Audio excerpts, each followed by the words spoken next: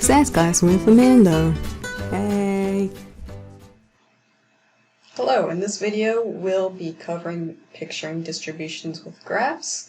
The learning objectives are to determine what a categorical variable is and to represent a categorical variable graphically.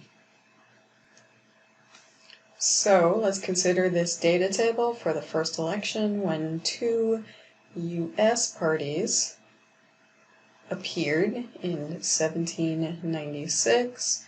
We have our two nominees, John Adams and Jefferson, and John Adams received 71 electoral votes and Jefferson received 68 electoral votes. The first thing we want to do when we see a data table or a data set of any sort is figure out who the data is about. And the data is always about the individuals. Okay, so this is the vocabulary term we use, is individuals. It can be a person or people, or not. Okay, it's just what is the data describing? Who are they describing? Okay, and so here it might be easy to say that our nominees are the individuals, but let's be careful because our data are the number of electoral votes each person gets. Okay, so this is a summary data set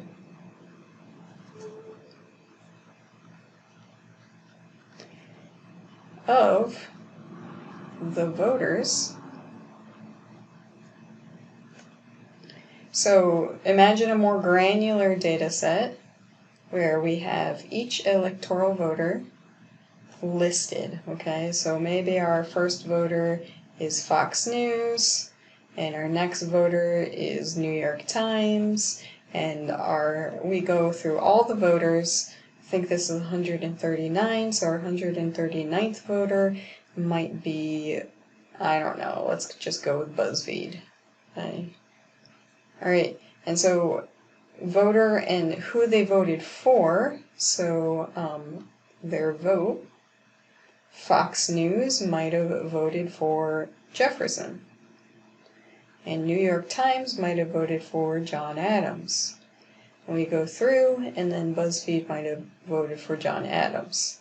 And so what this electoral vote is a count of how many voters voted for Jefferson and how many voters voted for John Adams. Okay, so that's what this number represents. Okay, so who individuals in this particular data set would be the voters. Okay, and then the other question we want to ask is, what is the number describing? Number is a count of individuals labeled by their vote.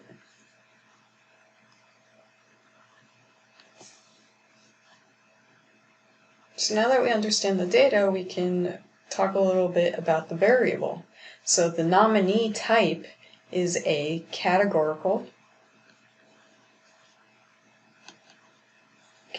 variable, and the reason why we're calling it categorical is because a categorical variable places a label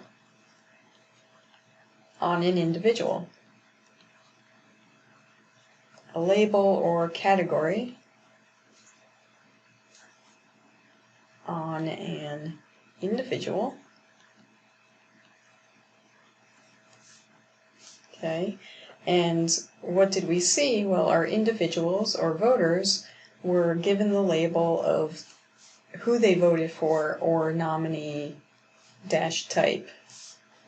And so notice I asked two questions earlier, question 1, who are the individuals? And question 2, what does the number represent? Okay, these are 2 questions that we want to ask every time we face a data set. Categorical variables will be graphed in 2 ways in this video series. The first way will be a bar graph. Okay, and this is a graph that you might have seen already. So here are my 2 axes, horizontal and vertical. The horizontal axis for a bar graph will have the labels for the categories, okay, Adams and Jefferson. Alright, and then on the vertical axis, this is just going to represent the number of individuals. Okay, and so right above each category will be a bar with the appropriate number of individuals. So Adams had a vote of 71, so we're going to put a bar right here, and since 71 is so close to 68, I'm just going to write the number inside the bar, and then Jefferson has a 68, so it'll be relatively close. It's hard to make it accurate by hand, but you know, we're going to do the best that we can. So Adams is going to get blue and Jefferson will get purple. Coloring in your graphs makes it more visually appealing, so if you can do it, you should. So whenever you graph something, you want to give it a meaningful title. Okay, so I'm just going to call this first collection or first US election. Title indicates what the graph is representing, especially to those people who do not have access to the actual data. The second way we're going to represent a categorical variable is with a pie chart.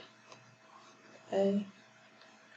And a pie represents a whole, okay, or pieces of a whole. So what we need to represent the whole quantity is the total. Okay, so make sure you always know the total number of individuals. And so in our data set, we have 71 plus 68 is equal to 139. Okay, and so when we're talking about a pie chart, rather than talk about the number of individuals explicitly, like we do for the bar chart, we often use a percentage. Okay, so we want to figure out what percentage John Adams got and what percentage Jefferson got. And we could just divide everything by 139 and see that 71 is approximately 51% and 68 is approximately 49%. Okay, and then we use these percentages to create a pie chart. Okay, so a pie chart should look like a perfect circle. I make no promises. Yeah. Alright. You should designate your center. Okay, or as close to the center as you can get. Okay, so we want one half to be 51% and the other half to be 49%. So I'm going to be approximately down the middle. Obviously, again, not very accurate by hand, but you know, we do what we can. 49%. Alright, so Adams got blue, Jefferson got purple, and you know, unless I'm going to write the names in here, it's sort of nice to also create a legend whenever you can. Okay, and so what we have here is Adams and Jefferson. Again, my title will be First US Election.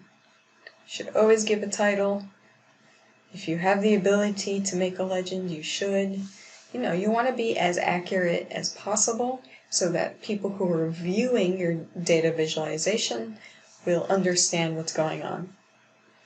So let's just summarize everything we learned here. You should get in the practice of doing this yourself without me doing it.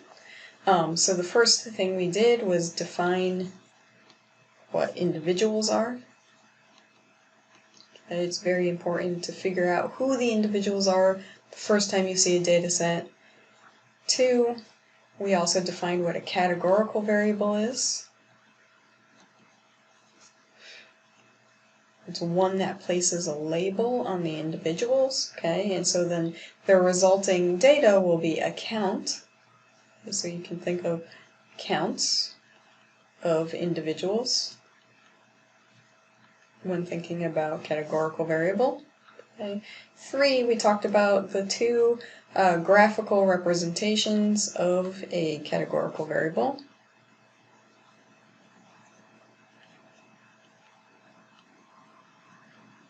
The first graphical representation was a bar graph, and the second graphical representation was a pie chart. There are certainly other graphical representations for categorical variables. These are just the 2 that we're going to use the most frequently throughout this video series. My name is Llama, and I'm here to teach you stats, skilling you up with them cold hard facts. We live in a world of technology. They're collecting information on your humanity.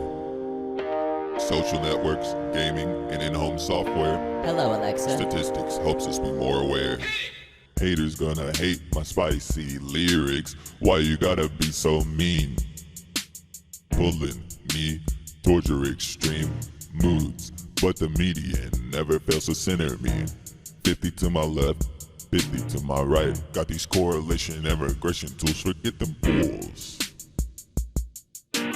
My name is Llama, and I'm here to teach you stats, skilling you up with them cold hard facts.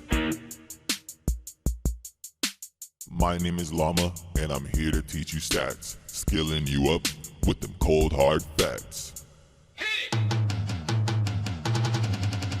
The mean of the means is the mean.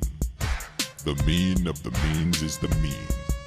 The mean of the means is the mean is the mean of the means is the mean is the mean. Be careful not to fall in love.